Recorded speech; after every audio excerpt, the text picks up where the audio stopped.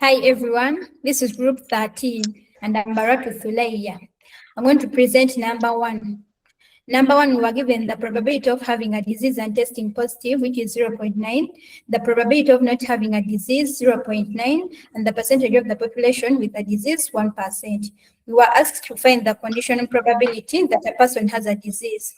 To get this, you get the product of the probability of having a disease and testing positive times the percentage of population with a disease divided by the total probability of testing positive. To get you first get the percentage of the population without the disease. You get 100% minus 1% and get 99%. And also get the probability of not having a disease but testing positive, which is 1 minus 0.9 and get 0.09. So to get the total probability, we get the probability of having a disease and testing positive times the percentage population with a disease plus the probability of not having a disease but testing positive times the percentage of population without the disease, which is 0.01 times 0.9 plus 0.99 times 0.1 and get 0.189. So to get this, to find the probability that a person has a disease, you get 0.01 times 0.9 divided by the total probability, and the answer is 0.0833. Thank you. Hi everyone, my name is Gift Mercy Namaganda. I'm going to present question 2, question 3, and question 4. So we'll start with question 2. It's saying they've given us a small grocery store has 10 cartons of milk. So they've told us 2 of them are sour. That means 8 of them are good. So they tell us if you're going to buy the 6th carton of milk sold at random, find the probability of selecting a carton that is sour. So basically the concept behind this question it's about discrete random variables, right? So our selection is going to be random, and the probability of selecting a sour carton of milk is 2 out of 10. So our answer would be 2 out of 10. And when we go to question 3, we have 2 events, Q and S. They have told us they are independent. And they have told us the probability of at least one of them occurring, which is probability of Q union S, it is 1/3. And the probability that Q occurs, but then S does not occur, it is 1 out of 9. So they want us to find the probability of S. So to better interpret this question, we use the Venn diagram, and we interpreted it in our layman's language. And when you draw the Venn diagram, you will find out that the probability of S is going to be 2 out of 9. So when we go to question 4 is talking about a family that has 5 children, and they tell us the probability of having a girl on each birth is 0.5. That means also the probability of having a boy on each birth is 0.5. So they tell us all the 5 births are independent. So they want us to find the probability that this family has at least one girl, given that they have at least one boy. So when you read through this question, the concept behind is about conditional probabilities. So that is how we answered the question, and we found out the number of combinations in this sample space is 2 power 5, which is 32. And next, when you continue and break down the question, you find out and you calculate, you find out the probability of at least a girl, given that at least a boy, it's going to be 15 out of 16. Thank you. Hey everyone, my name is Nabanjo Rebecca, and I'm going to be taking you through number 5, number 6, and number 7. And number 5, we are given a shipment of 240 television sets, whereby we had 15 which were defective. They told us to find the probability that they're defective. So, now if I'm speaking, I'll be having 15 out of 240, and on my second picking, so to get the probability that they were both defective, I'll be multiplying those probabilities.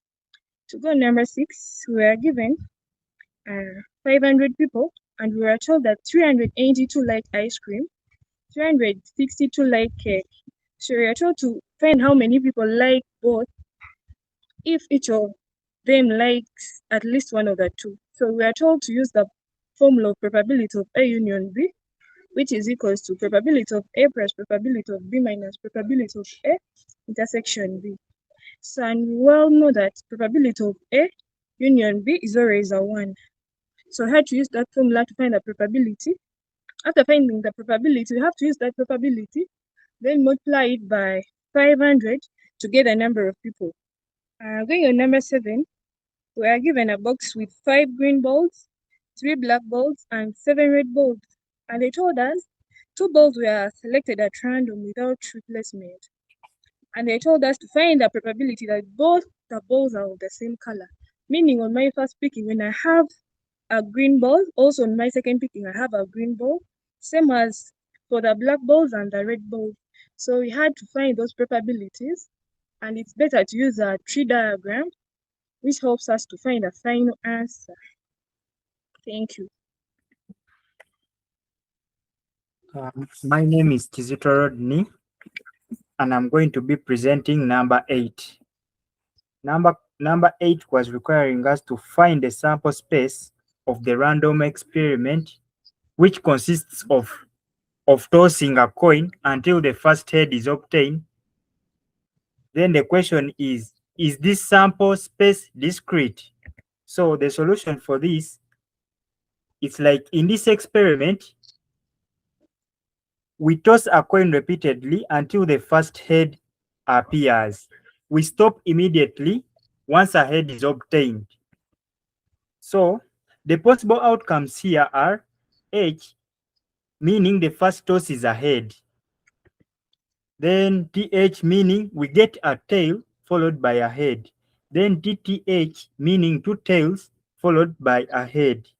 So therefore, the sample space is S equals to H, TH, TTH, and so on. This sample space is discrete because the outcomes are distinct and countable. Even though there are infinitely many outcomes, we can list them one after another. Therefore, the sample space is countably infinity and discrete. Now, going on number 9, the question is, find the sample space of the random experiment, which consists of tossing a coin infinitely many times. Then, is this sample space discrete? Now, the solution to this, it's like in this experiment, a coin is tossed infinitely many times, meaning the process never stops.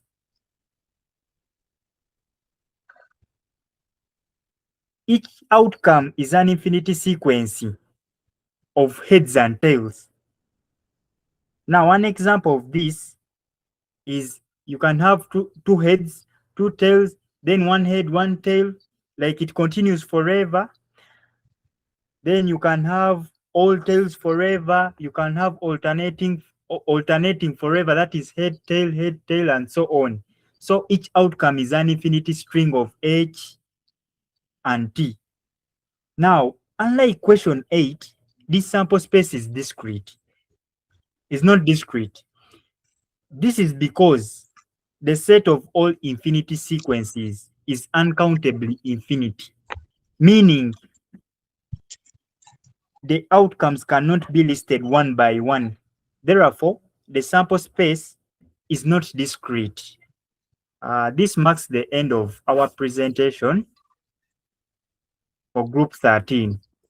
Thank you.